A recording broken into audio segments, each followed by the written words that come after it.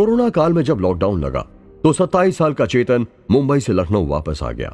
वह मुंबई में एक होटल में शेफ था। दिखने में दुबला पतला, सिर के बालों को स्किन फेड हेयर कट करवाने वाले चेतन के बाल अब काफी बढ़ गए थे। वह उनकी एक पोनी बनाकर रखता था। लखनऊ वापस आने के बाद उसका मन जैसे सबसे उछड़ गया था। वह दिन भर या तो घर में पड़ा रहता, नहीं तो कहीं बाहर अपने किसी पुराने दोस्त से मिलने चला जाता। जब लॉकडाउन था तो उसके दोस्त उससे मिलते भी रहते, उससे मुंबई के लाइफ के बारे में पूछते।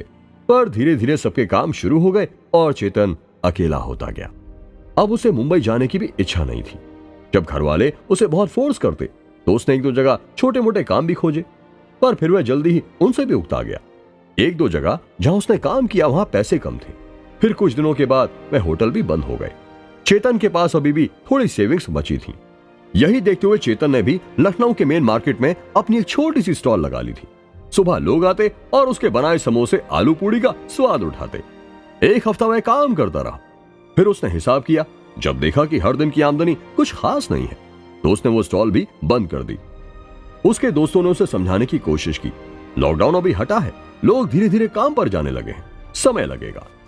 उसका काम नया भी है तो धीरे धीरे अच्छा चलने लगेगा। पर अब चेतन को लगने लगा था कि उसके अंदर ही कुछ कमी है। उसका सेल्फ कॉन्फिडेंस दिन ब दिन कम होता जा रहा था। अब उसने घर से बाहर जाना, दोस्तों से मिलना सब छोड़ दिया। घर वाले भी उससे बहुत परेशान थे।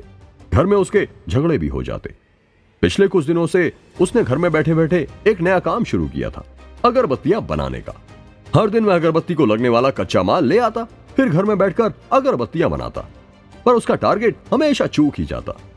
आज भी वह अगरबत्तियां ही बना रहा था जब उसकी माँ उसके पास आई। माँ ने बड़े कंसर्न होकर पूछा, चेतन, लगता है आज भी तेरा टारगेट पूरा नहीं हुआ। 200 अगरबत्तियां बनानी है। अब तक कितनी बनी? हाँ, उसके पहले तू वो पेपर लिखने का काम लेकर आया था। दिन रात मेहनत करके लिखता रहता, फिर वह भी तूने छोड़ दिया। अब ये काम कर रहा है। बेटा, ये क्या है? माँ के शब्द जैसे चिंगारी थे। चेतन भड़क उठा, नहीं करना मुझे, कुछ नहीं करना मुझे मुंबई वापस जाना है। माँ ने उसे समझाते हुए कहा, मैं कब मना कर रही हूँ बेटा। कोरोना में तेरे पिताजी चल बसे, मैं घर में बहुत अकेली हो जाती हूँ। यहीं कुछ काम देख ले, इतना ही कह रही हूँ। नहीं है यहाँ कुछ, इस शहर में मेरे लिए कुछ नहीं है। बेटा, इस शहर ने हमारी कितनी पुश्तों को सहारा दिया है। अब तुझे नहीं करना यहाँ काम तो कोई बात नहीं। तू मुझे कह रहा था ना बंबई में कोई काम की बात चल रही है, उसका क्या हुआ? जब होगा तो बता दूंगा। वैसे भी मेरा नसीब ही खोटा है, जहाँ भी हाथ डालता हूँ काला ही होता है। इतना कहकर चेतन ने अगरबत्ती बनाने का काम भी आधा छोड़ दिया और कहने लगा, नहीं करना ये भी काम मुझे, दो इसे इधर, सब फेंक देता हूँ। जिनसे काम लिया था उनका कहना है टारगेट अगर पूरा नहीं होगा तो पैसे भी वैसे ही कट होकर मिलेंगे। दिन के 100 रुपए तक नहीं निकलते मेरे। इतना कहकर उसने वह आधी बनाई अगरबत्तियां, कच्चा माल सब उठाकर कूड़ेदान में डाल दिया। फिर वह थोड़ी देर तक गुस्से में फुसफुसाता रहा और घर से बाहर निकल गया। दिन ऐसे ही बीत रहे थे। चेतन घर में मोबाइल में आंखें गड़ाए रहता, नहीं तो टीवी देखता रहता, सोते रहता। और जब कुछ करने को नहीं होता तो रात बेरात कहीं बाहर जाकर अलाव के पास हाथ सेकते बैठ जाता। ठंड का मौसम शुरू हो गया था तो जगह जगह अलाव तपते रहते। एक रात वो ऐसे ही अलाव के पास बैठा था। उसकी आंखें बार बार भरकर आ रही थीं। तभी उसके पीछे से एक बड़ी ममता भरी आवाज आई, क्या हुआ बेटा, क्यों रो रहे हो? चेतन ने पीछे मुड़कर देखा, कोई बैरागी लग रहा था। केसरी चोगा, हाथ में कटोरा, लंबे बाल। उस बैरागी ने मुस्कुराते हुए फिर से वही सवाल पूछा, क्या हुआ बेटा, क्यों रो रहे हो? चेतन निराश हताश आवाज में बताने लगा, कुछ नहीं बाबा, बस जिंदगी से थक गया हूं। लोग मिट्टी से सोना करते हैं, मैंने सोने को मिट्टी में बदलना सीख लिया है। जो भी काम किया उसमें मैं फेल हो गया। अब तो लगता है जिंदगी से भी फेल होने वाला हूं। 1 साल से बेकार बैठा हूं। बैरागी ने उसकी तरफ देखा, फिर वो भी उसके पास आकर बैठ गया और अलाव पर हाथ सेकने लगा।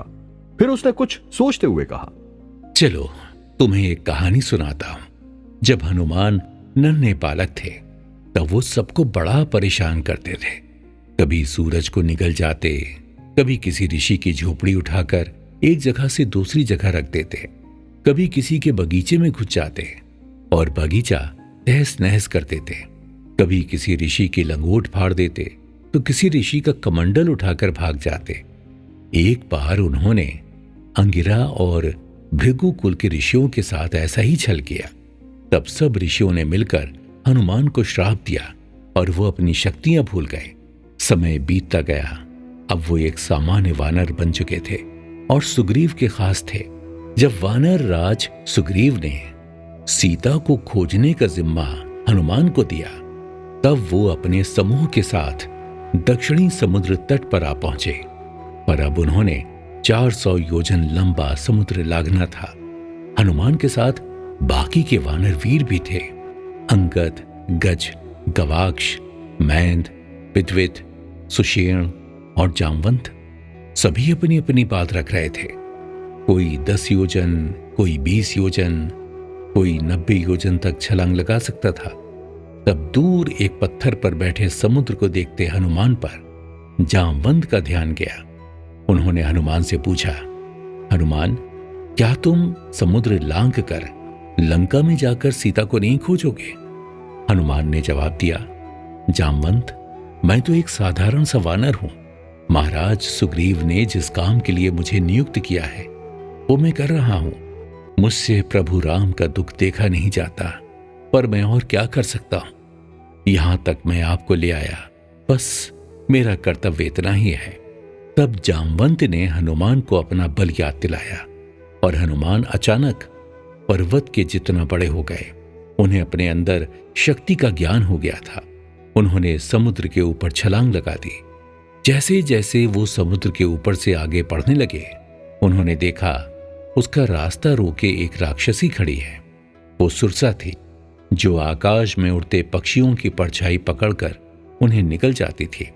जब उन्होंने हनुमान का रास्ता रोका तो हनुमान ने तो पहले तो काफी अनुनय विनय किया, उसे समझाने की कोशिश की, पर जब सुरसा एक ना मानी और अपने भोजन को निकल जाने की जिद पर अड़ी रही, तब हनुमान ने उससे कहा, राक्षसी सुरसा, मुझे श्री राम का काम पूरा करना है, पर तुम मुझे आगे जाने की आज्ञा नहीं दे रही हो। ठीक है, मैं तुम्हारा भोजन बनकर तुम्हारी इच्छा पूरी करता हूं। अगर मैं मेरे प्रभु के काम ना आ सका तो कम से कम तुम्हारे तो काम आ जाऊं। बस अब तुम अपना मुंह खोलो और मुझे तुम्हारे मुंह के अंदर प्रवेश करने दो।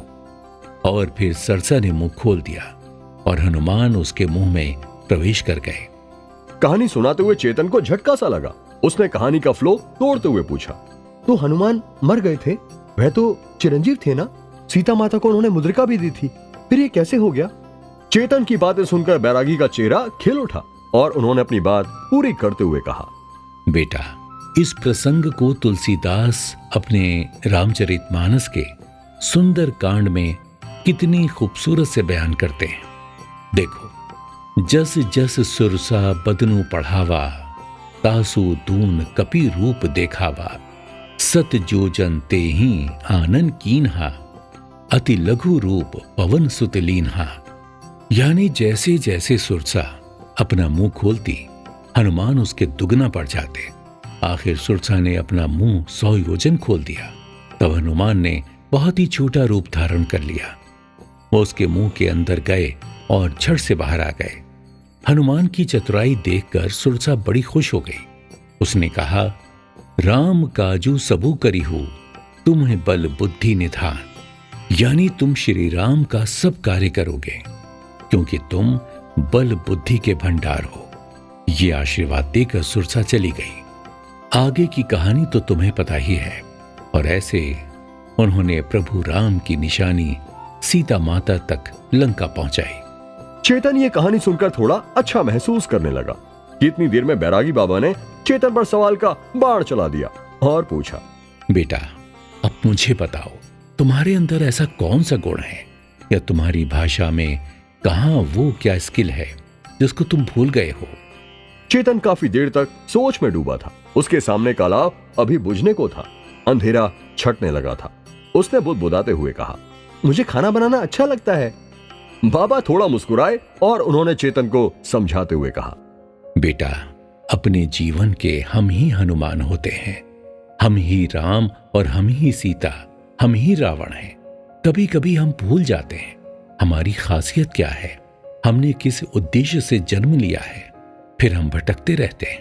पर जब कोई जामवंत हमारे अंदर के हनुमान को जगाता है तो हम इम्पॉसिबल भी पॉसिबल कर देते हैं। बस हमें जरूरत है हमारे अंदर के उस गुण को पहचानने की। जैसे हनुमान को अपनी शक्ति के बारे में पता चला, यानी अपने आकार छोटे बड़े करने के बारे में पता चला। फिर उन्होंने उस स्किल का इस्तेमाल अपने काम में बाधा बनने वाले संकट यानी सुरसा को मात देने के लिए किया। अब मुझे बताओ, वो कौन सी सुरसा है जो तुम्हें पीछे खींच रही है? चेतन काफी देर तक सोचता रहा। क्या वह मुंबई जाने का खिंचाव था, या फिर उसने कोरोना के डर को अपने ऊपर इतना ओढ़ लिया था, या फिर उसका कॉन्फिडेंस कम हो गया था, या फिर अब उसे वह मेहनत से भरी जिंदगी नहीं चाहिए थी और उसका शरीर आलस से भर गया था। ये सब वह मायावी सुरसा के ही अलग अलग रूप थे जो उसे घर के अंदर बिस्तर पर जकड़े हुए थे, जिनसे वह चाहकर भी छुटकारा नहीं पा सकता था। या फिर उसे भी हनुमान की तरह चतुराई दिखानी होगी। उसने एक बार मार्गदर्शन के लिए बैरागी की तरफ देखा। बैरागी ने चेतन को गौर से देखा और कहा, मुझे लगता है तुम्हें तुम्हारी सुरसा समझ आ गई है और अब तुम हनुमान जी की तरह चतुराई करने के लिए तैयार हो। अब बस तुम्हें इतना ही करना है कि उठा लो कर्चा और खाना बनाओ, चलने लगो। मंजिल अभी दूर है, चलना शुरू करो, एक दिन जरूर अपनी मंजिल पाओगे। बैरागी बात कर ही रहा था कि वे पीछे से किसी के साइकिल की घंटी की आवाज आई। चेतन ने मुड़कर देखा, पीछे एक कुल्हड़ चाय वाला खड़ा था। सुबह के वक्त में अपने सवाल और चिंता से मुक्त चेतन अब खुश था और उसने इसी खुशी को बाबा के साथ चाय पी के बांटना चाहा।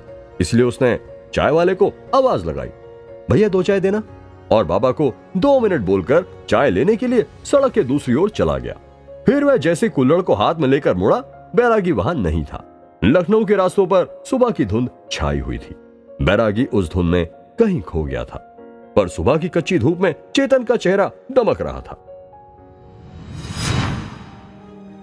क्या है अजय और तेजस्वी की कहानी? क्यों अजय तेजस्वी की समस्या को सोचकर परेशान हो रहा था? ऐसा क्या हुआ था तेजस्वी के साथ? और लंका कांड की कौन सी सीख बैरागी बाबा ने अजय को समझाई? क्या अजय को अपनी मुश्किल का हल मिला? ये सब कुछ जानेंगे हमारे अगले एपिसोड में।